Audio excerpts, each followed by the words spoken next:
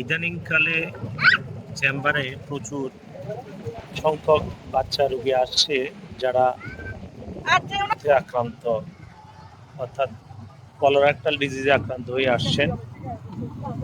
বিশেষ করে anal fisher, rectal polyp, internal piles, colorectal যে কয়টি সমস্যা বাচ্চাদের ক্ষেত্রে হওয়ার সম্ভাবনা আছে, প্রায় সব কটি সমস্যাই আমরা প্রচুর পরিমাণে পাচ্ছি।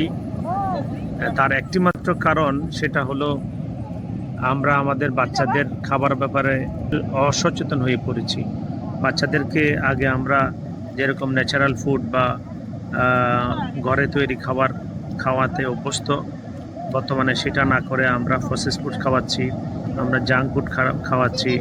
আমরা বাচ্চাদেরকে খেলাধুলা বা যে শারীরিক কসরতের যে ব্যাপারগুলো আছে সে সতর্ক হই না, বা তাদেরকে নিরাপত্তাজনিত কারণে তাদেরকে ঘরের বাইরে গিয়ে খেলাধুলা করা থেকে বিরত রাখছি।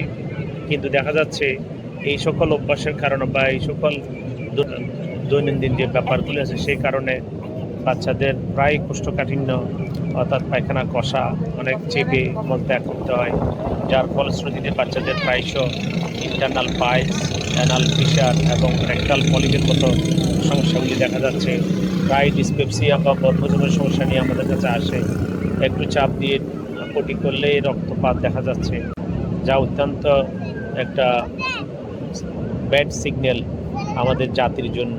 কারণ যে বাচ্চারা হলে জাতির ভবিষ্যৎ, এত অল্প সময়ে যদি বাচ্চারা এই জাতীয় তাহলে আমাদের ভবিষ্যৎ কী হবে? অতএব ভবিষ্যতের দিকে খেয়াল করে আমাদেরকে অত্যন্ত আমরা আমাদের বাচ্চাদেরকে ন্যাচারাল ফুড এবং প্রচুর ফলমূল খাওয়ানো অভ্যস্ত করব, এবং সুযোগ পেলে বাচ্চাদেরকে নিয়ে খোলা মাঠে খেলতে নিয়ে যাব। আমি সবার জন্য পরামর্শ রাখছি। ধন্যবাদ।